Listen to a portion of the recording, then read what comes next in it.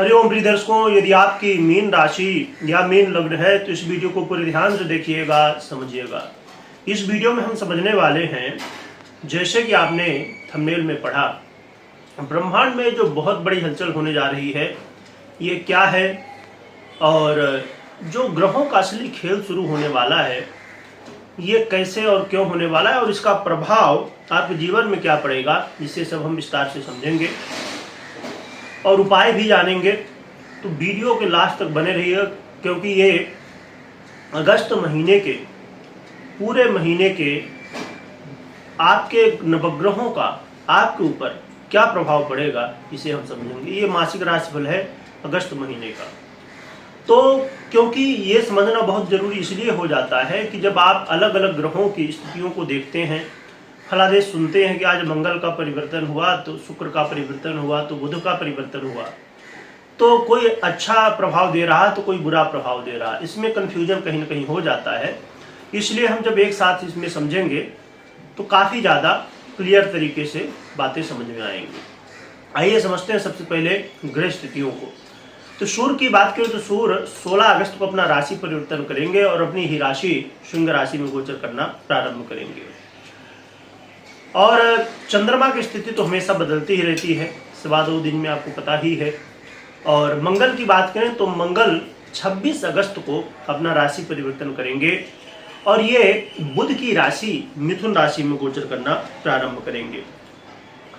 बुध की बात करें तो बुध सिंह राशि में गोचर करते हुए 5 अगस्त को वक्री होंगे और फिर 11 अगस्त को अस्त हो जाएंगे और फिर पुनः ये मार्गी भी होने वाले हैं। इसके अलावा देखा जाए तो देवगुरु बृहस्पति 20 अगस्त को अपना नक्षत्र परिवर्तन करेंगे और शुक्र की बात करें तो शुक्र 24 अगस्त को अपना राशि परिवर्तन करेंगे और कन्या राशि में गोचर करना प्रारंभ कर देंगे।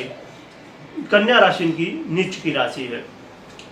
इसके अलावा देखा जाए शनिदेव की स्थिति को तो ये वक्री अवस्था में अपने चरण में परिवर्तन करने वाले हैं। राहु केतु की बात करें तो राहु केतु जस्ट पिछले महीने ही अपने नक्षत्र और चरण में परिवर्तन कर चुके हैं। देखा जाए तो ग्रहों की ये स्थितियां हैं। अब इसका आपके ऊपर जीवन में हर एक क्षेत्र में क्या क्या प्रभाव पड़ेगा ये समझ लेते हैं। प्रिय दर्शकों, स्वास्थ्य स्थिति देखी जाए जो कि सबसे महत्वपूर्ण होती है, तो स्वास्थ्य की स्थिति थोड़ा सा उतार चढ़ाव भरी रहेगी, यानी कि थोड़ा अच्छा कभी थोड़ा खराब। और खासकर देखा जाए तो जैसे ही 16 अगस्त के बाद सूर्य का परिवर्तन होगा वैसे ही स्वास्थ्य का विशेष रूप से आपको ध्यान रखना होगा, क्योंकि स्वास्थ्य में थोड़ा सा फिर समस्याएं हो सकती हैं। और सबसे बड़ी बात होगी यहाँ पर हम उपाय भी जानेंगे तो उसे भी आपको करना चाहिए। इसके अलावा विद्यार्थियों की, स्टूडेंट की स्थिति देखी जाए तो स्टूडेंट के लिए ये महीना कहीं ना कहीं ऐसा है कि मेहनत यदि आप करते हैं, थोड़ा सा संघर्ष करते हैं तो आपको रिजल्ट मिल जाएगा। मेहनत करनी होगी, यहाँ वहाँ टाइम पास करने की जगह है आपको अपने पढ़ाई में फोकस करना होगा। इसके अलावा देखा जाए तो आप यदि लव पार्टनर हैं तो लव पार्टनर के लिए स्थितियाँ सामान्य रहेंगी। लव पार्टनर के लिए जैसी स्थिति बनी हुई थी वैसे ही चलती रहेगी। हाँ, परंतु जैसे ही शुक्र का परिवर्तन होगा तो फिर यहाँ पर आपको थोड़ा सा ध्यान देना होगा, क्योंकि शुक्र का परिवर्तन होते ही थोड़ी सी समस्याएं बढ़ जाएंगी। यही स्थिति मैरिज लाइफ की भी होने वाली है। शुक्र का परिवर्तन जैसे ही होगा तो मैरिज लाइफ में भी थोड़ा सा उथल पुथल बनेगी, परंतु उसके पहले मैरिज लाइफ की स्थिति सामान्य रहेगी, बेहतर रहेगी। और लव लाइफ की स्थिति से ज़्यादा बेहतर मैरिज लाइफ की स्थिति रहेगी। यानी कि जो मैरिज पार्टनर हैं, यदि आप दाम्पत्य हैं, विवाहित हैं, तो ये महीना आपके लिए एक ऐसा समय है जिसमें शुक्र के परिवर्तन से पहले आप अपने मैरिज लाइफ को बेहतर बना सकते हैं, यदि कोई पहले से समस्याएं हैं तो। और इसमें विशेष रूप से ध्यान रखिए कि यदि 11 अगस्त के पहले कोई भी समस्या उसे सुलझाना चाहें तो और भी अच्छा, क्योंकि फिर बुध अस्त हो जाएंगे। क्योंकि देखा जाए तो बुध आपके दाम्पत्य जीवन के अधिपति बनते हैं, तो अस्त हो जाएंगे। तो इसलिए उससे पहले ही आप अपनी स्थितियों को बेहतर बना सकते हैं यदि कोई समस्याएं चल रही हैं तो। देखा जाए व्यापारियों के लिए, तो व्यापारियों के लिए काफ़ी अच्छा समय है। व्यापारियों के लिए कहीं ना कहीं धन लाभ प्रदान करने वाला और कई तरह की स्थितियों को, बेहतर स्थितियों का निर्माण करने वाला होगा। परंतु यहाँ पर भी आपको शुक्र का ध्यान रखना होगा। शुक्र जैसे ही आएंगे थोड़ा सा उतार चढ़ाव होने वाला है। इसके अलावा देखा जाए तो जो लोग नौकरी पेशा में हैं, जॉब करते हैं, अपने प्रोफेशन में हैं, तो उनके लिए ये समय कहीं ना कहीं एक ऐसा समय है जो आपको एक ऐसी स्थिति में ले जाएगा जहां पर आपको मेहनत तो करनी है, लाभ भी आपको मिलना है, परंतु मंगल का जब परिवर्तन होगा उससे पहले आप जितना भी लाभ लेना चाहते हैं तो ले सकते हैं। मैंने इसीलिए पहले स्थितियों को बताया कि कब कौन से ग्रहों की स्थितियों में परिवर्तन हो रहा है।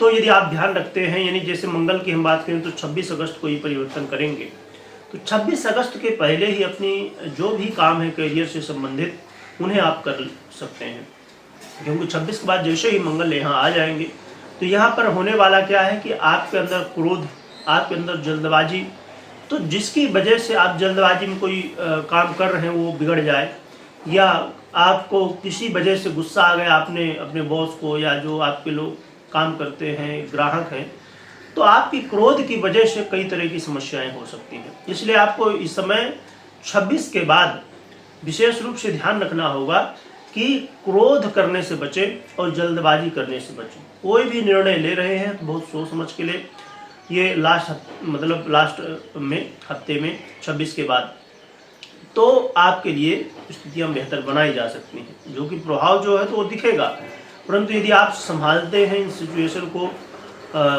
कंट्रोल करने की कोशिश करते हैं तो आपके लिए बेहतर बनाया जा सकता है।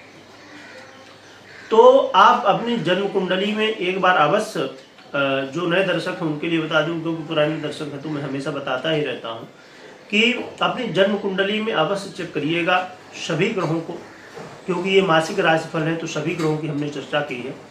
दशाओं को भी चेक करिएगा कैसी स्थितियां हैं, और कोई भी आप महत्वपूर्ण निर्णय यदि आप ले रहे हैं तो बिना जन्म कुंडली का विश्लेषण, यानी कि जन्म कुंडली का विश्लेषण करिए या तो करवाइए और इसके बाद निर्णय लीजिए।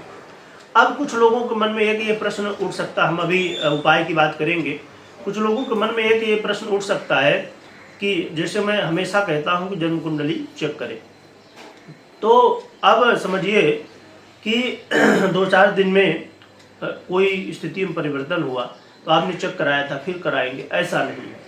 यहाँ पर मैंने शब्द का क्या इस्तेमाल किया कि कोई महत्वपूर्ण निर्णय यदि आपको लेना है, यानी कि समझिए कि आप कोई जॉब में परिवर्तन करना चाहते हैं, आप चाहते हैं कि प्रमोशन मेरा हो जाए, है ना, या आप व्यापार कर रहे हैं, व्यापार में बहुत ज़्यादा समस्याएं आ रही हैं, या व्यापार को चेंज आप करने की इच्छा रखते हैं, या मैरिज लाइफ में बहुत समस्याएं आ रही। मतलब देखिए, ये समस्याएं हर दिन तो आने वाली नहीं है।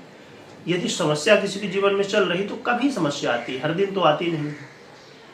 तो आपको रोज थोड़ी चेक करवाना है कुंडली। हाँ, ये जरूर है कि हर एक व्यक्ति के लिए बड़ा महत्वपूर्ण है कि आप एक वर्ष में, यानी हर एक वर्ष में एक बार अवश्य कुंडली को चेक करना चाहिए आपको, क्योंकि कुंडली वर्ष में क्या होता है कि दशाएं चेंज होती रहती हैं। अब समझिए, आपने सुना होगा डॉक्टरों को कि कहते हैं कि आप एक वर्ष में कम से कम पूरे हेल्थ का चेकअप कराइए, पूरे शरीर का। क्यों? क्योंकि कोई यदि बीमारी है तो वो पहले ही आपको मालूम पड़ जाएगी, तो उसकी आप जो है तो दवाई ले सकते हैं, उपाय कर सकते हैं, आप ध्यान रख सकते हैं बातों को जिससे समस्याएं ना हो। तो इसी तरह है जन्म कुंडली, आपके पूरे जीवन की हेल्थ की उसमें डिटेल होती है। हेल्थ चाहे आप जैसे जो मेडिकल चेकिंग होती है उसमें आपको खाली शारीरिक स्थिति दिखती है, कुंडली में हर एक स्थिति दिखती है, तो आप देख के और आगे क्या कैसी स्थितियां हैं उनको समझ सकते हैं। तो इसलिए वर्ष में कम से कम एक बार कुंडली को चेक कराना अवश्य चाहिए। तो अब हम बात कर लेते हैं उपाय की।